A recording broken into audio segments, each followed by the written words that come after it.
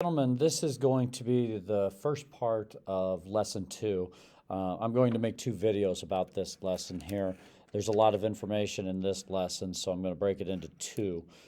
What I want to deal with in this first lesson are these two main ideas over here about the Italian Renaissance and people finding new ways to see the world, and I want to talk a little bit about some of the Italian writers and their great works of literature that they contributed.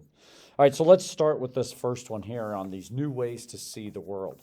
Okay, now what we do is talk about before the Renaissance. Before the Renaissance, so during most of the Middle Ages, the world was viewed through basically through the lens of religion. Okay, now during the Renaissance, people are still just as Christian as they were during the Middle Ages. Christianity still dominated and things like that. But there's a change in the way of thinking that's going on during the Renaissance, and it's no longer focused just on influential church figures, spirits, saints, things like that. It's now going to be more focused, or there's going to be a shift where people of the Renaissance are going to focus on the human themselves. They're going to emphasize the actions and abilities of humans. Together, this becomes known as humanism. So you need to make sure you know this word here. Humanism, one of our L to J words. They emphasize these actions, and the way this happens is through the studying of history, historical events throughout the classical times of the Romans and the Egyptians and the Greeks, but also they study other literature. Public speaking is a big deal, getting up in front of others and being able to communicate. And then, of course, art. Now, today, we still have these things in our high schools and in our colleges, and they're known as the humanities, studying of the humanities and things like that. Now, humanism and religion, they did go together, okay? So like they said, very devout Christians during the Middle Ages, going to be very devout Christians during the Renaissance also, okay? But during this time period we're studying, humans start looking outside of just religion to explain things, to solve issues or to explain the issues of the day. Okay, people wanted to learn more about ideas like ethics. Okay, doing the right thing, not only on a day-to-day basis or at home, but even government. Is our leadership doing the right thing? And they believed that if you were ethical and you were responsible, okay, responsible meaning take care of yourself, take care of your family, do the right thing, that you're going to lead a more successful life. They were interested in the positive qualities that make us human. Okay, yes, there are plenty of negative qualities and things like that, but what if we focus and stress the positive qualities of humans? Then things are going to be more successful and what have you throughout life. Okay, this newfound interest. Okay, it led them to respect people that were educated, people that could write, people that could read, people that could get up in front of the public and speak. You see a shift. Okay, throughout most of the Middle Ages, education was not important to most of the people. That is going to change. You start to see a shift from idolizing, let's say, monks and priests and religious figures. Now you're starting to idolize talented writers and artists. We'll talk about later, probably in part two, about your Da Vinci's and your Michelangelos. They start to be idolized and things like that instead of the figureheads of the religious church. And a lot of that has to deal because of the problems of the Crusades and how unsuccessful they were. Also the problems of the Black Death and how the church was not able to solve that issue. And a lot of people lost respect in the church leaders. Didn't lose respect in God, lost respect in some of the church leaders. And now they focused on themselves as individuals. Okay? And one of the big things then becomes rediscovering the past. Okay? What happens is after the Black Death and people start moving into the cities and things like that, a lot of the ancient writings and sculptures and paintings of the Greeks and the Romans are going to be refound. What happens is during the 1300s, so let's have the dates, we're trying to put a timeline together with this also. The Turks are going to conquer Constantinople. Okay, over there, that old eastern part of the Roman Empire that had become the Byzantine Empire. The Turks, they're a Muslim group. Okay, now those that escape the Turks, so these Byzantines, they're going to bring with them all kinds of things from the old Roman times, the old Greek times, and they're going to escape to Italy. They're coming to Italy with all these precious works of literature, the classical writings from Plato and Thucydides, maybe some things from Socrates and Aristotle. You have Homer and others that they're going to bring to Italy and reintroduce these works to the people of Italy again.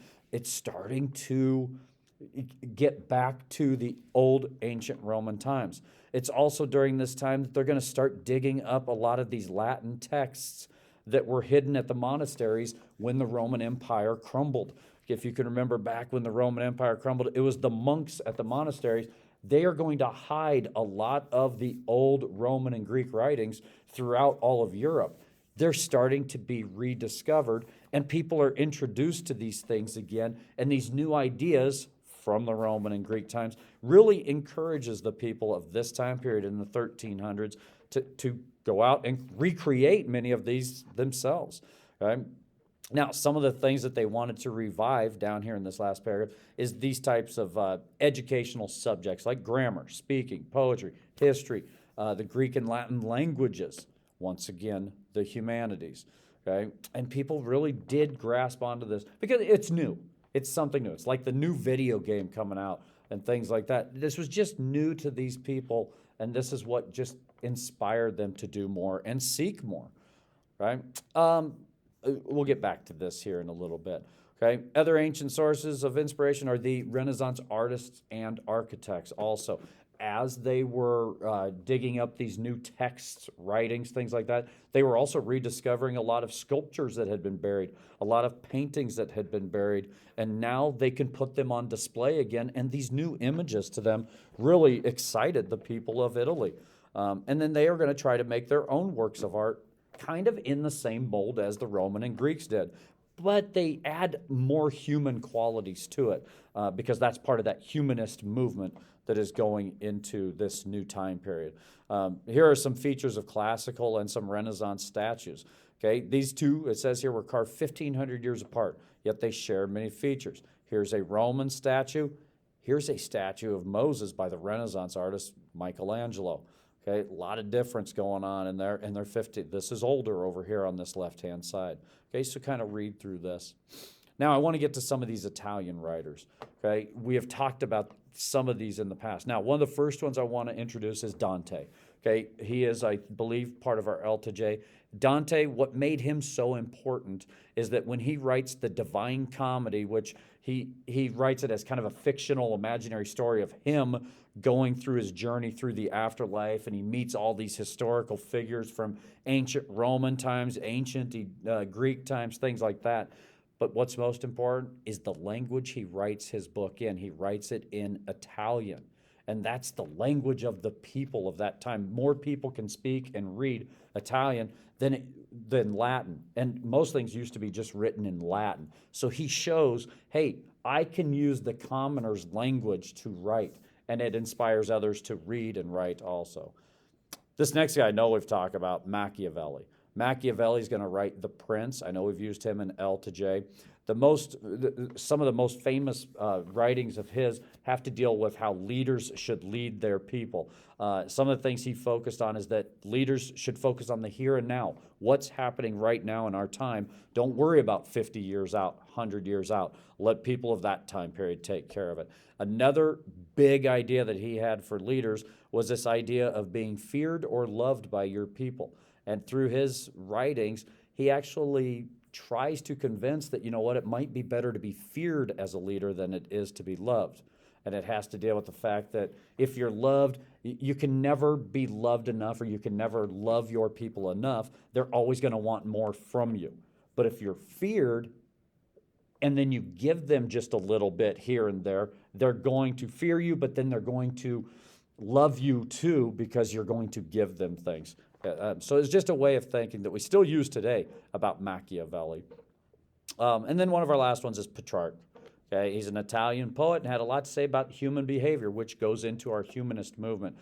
Believing God that set humans at the center of the world, that we're supposed to honor our humans and things like that. Believing that humanism would not have developed without Petrarch's ideas throughout Italy.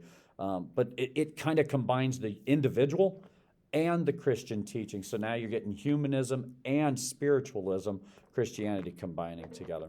All right. Our second part, I'll make another video about Italian art and music and education and things like that. Okay, so please, hopefully you were taking notes down while you were doing this. Go ahead and finish up this part 1, and then there will be a part 2. All right, thank you guys, and enjoy your day.